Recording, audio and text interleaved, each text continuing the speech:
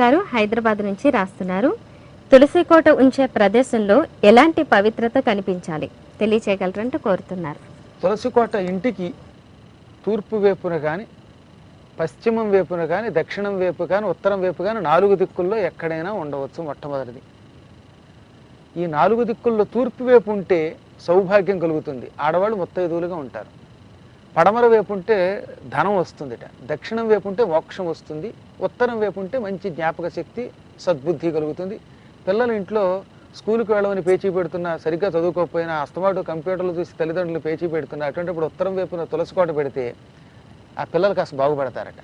ఈ మధ్యకాలంలో పిల్లలందరికీ ఇదే ప్రాబ్లమ్స్ ఎక్కువగా ఉన్నాయి కాబట్టి ఈ వంకతోటి అన్నీ చెప్పేస్తున్నాం.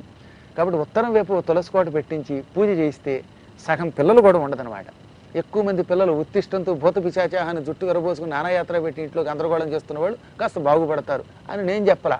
నారద పురాణంలోను, బ్రహ్మవైవర్త పురాణంలోను, తులసి మహాత్మ్యంలో చెప్పారు. దేవీ భాగవతంలో కూడా తులసి చరిత్ర నవమస్కంధంలో ఉంటుంది, కావాలంటే ఒకసారి చదువుకోండి. ఇంక ఈ తులసి దగ్గర వాతావరణం ఎలా ఉండాలి అంటే, పొరపాటును కూడా బహిష్టు కాలంలో స్త్రీలు తులసిని చూడరాదు, ముట్టుకోరాదు. ఎందుకంటే పూర్వంలాగా ఇప్పుడు నియమాలు ఎక్కువ పాటించడం తక్కువైపోయింది కాబట్టి నేనేం తప్పెవరిని పట్టలేను. ఎందుకంటే కాల ప్రభావం, కలి ప్రభావం కనుక భార్యాభర్తలు ఇద్దరే ఉంటున్నామండి, మేమే వండుకోవాల్సి వస్తుంది కాబట్టి ఇంట్లో కలిపేసుకుంటున్నాం అన్నవాళ్ళు కూడా ఈ తులసిని పొరపాటును కూడా ఆ 3 రోజుల్లో ముట్టుకోకుండా చూసుకోవాలి.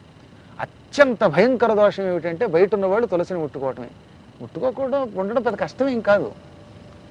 అదే ఇప్పుడు మనం ఉద్యోగం చేస్తున్న చోట ఆ గదిలోకి ఫలానా వాడు చెప్పులు లేకుండా వెళ్ళకూడదంటే వెడుతున్నావా? వెళ్ళం కదా. చెప్పులు ఇప్పి రావాలి స్టూడియోలో కంటే వస్తున్నావా లేదా? ఉద్యోగం ఎలా పరిపాలిస్తున్నామో భగవంతుని సదుద్యోగం అనుకుని దాన్ని కూడా పరిపాలించాలి. కాబట్టి ఎట్టి పరిస్థితుల్లో కూడా అశుచిగా ఉన్న స్త్రీలు ముట్టుకోరాదు. ఇంకా రెండవది, మైలు వచ్చిన వాళ్ళు పొరపాటును కూడా తులసి దగ్గరికి వెళ్ళకూడదు. ఎటువంటి వాతావరణం అని ప్రత్యేకంగా ప్రశ్నలు వేశారు కదా మరి. అందుకని ఎప్పుడు మైలు ఉన్నప్పుడు, ఇంటి పేరిటి వాళ్ళు చచ్చిపోయినప్పుడు, లేక ఇంకేదన్నా కారణాల చేత మైలు వస్తే ఆ మైలు రోజులలో తులసిని మనం ముట్టుకోకుండా ఇతరుల చేత పూజ చేయించాలి, నీళ్లు పోయాలి.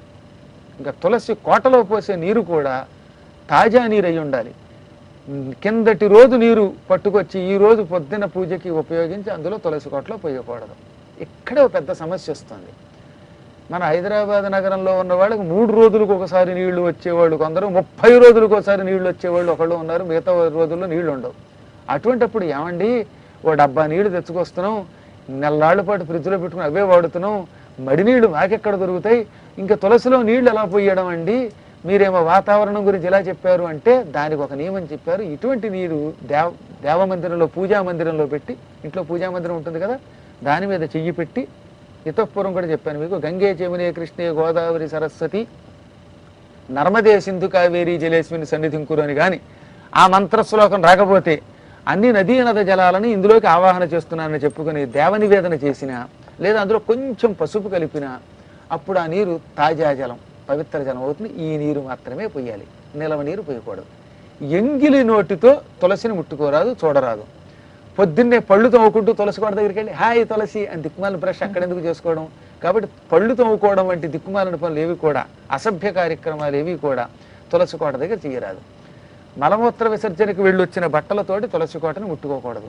ఇలాంటి పవిత్ర వాతావరణం అక్కడ ఉండాలి. తల దువ్వుకుంటున్న వాళ్ళు తులసి దగ్గర దువ్వుకోకూడదట. ఈ వెంట్రుకలు అందులో ఎన్ని పడితే అంతకాలం పాటు భయంకరమైన అనారోగ్యాలతో తీసుకుని చచ్చిపోతారట. చాలామంది చివరి రోజుల్లో బెడ్ రీడన్ అయిపోయి చచ్చిపోవడానికి గల కారణం ఏమిటంటే ఈ తల వెంట్రుకలు తులసి కోటలో చిక్కుకోవడమే. కాబట్టి తులసి దగ్గరికి వెళ్ళి దిక్కుమాలిన కండిషనర్లు అని వాడి అప్పుడే అక్కడ దువ్వాలి. ఇటు వెళ్ళి ఏం కాస్త దూరంగా దూకోకూడదు, ఈ తల వెంట్రుకలు అందులో వేయకుండా చూడాలి. ఇలా అంటున్నానని ఏమనుకోకండి, ఎందుకంటే చెబితే మంచిది కనుక, మీరు భక్తితో శ్రద్ధలతో వినేవారు కనుక. పదం కూడా దిక్కుమాలిన ఎందుకు వాడానో తెలిసిన, ఇది శాస్త్ర ప్రమాణం. లేరే మృక్కెద దిక్కుమాలిన మొరాలింపన్ ప్రపుణ్యాత్మకులని పోతన గారు అష్టమ స్కంధంలో గజేంద్ర మోక్షంలో గజేంద్రుడి చేత రాయించినది. మనం చేసే పొరపాట్ల వల్ల మనకి దిక్కు ఉండదట. ఏ దేవుడు మనకు కాపాడు. దిక్కు మాలు అంటే నశించుట, ఏ దిక్కు లేకపోతే దిక్కుమాలిన. అందువల్ల మనం చేసే పొరపాట్ల వల్ల భగవంతుడు మనకి రక్షణ లేకుండా, దిక్కు లేకుండా చేస్తాడు కనుక ఈ పదం వాడుతున్నాం మధ్య మధ్యలో అనమాట. కాబట్టి ఇటువంటి వాటికి అతీతంగా తులసిని భక్తితో ఉంచుకోండి. కొంచెం దగ్గరికి వెళ్లకుండా ఉంటే చాలు. ఈ అపవిత్ర కాలాలలో దూరం నుంచి మనం వెళ్ళిపోతే చాలు. తక్కినవన్నీ మామూలే. భక్తితో పూజిస్తే, ఆ తల్లి అనుగ్రహిస్తే ఇంటికున్న వాస్తు దోషాలు పోతాయి, అనేక సౌభాగ్యాలు కలుగుతాయి, సంపదలు కలుగుతాయి. కాబట్టి శ్రద్ధ తీసుకుని పవిత్ర వాతావరణం తులసి దగ్గర ఉంచే ఏర్పాట్లు చేసుకోండి. చాలా సంతోషం గురుగారు. ఇప్పటి వరకు మీ అత్యంత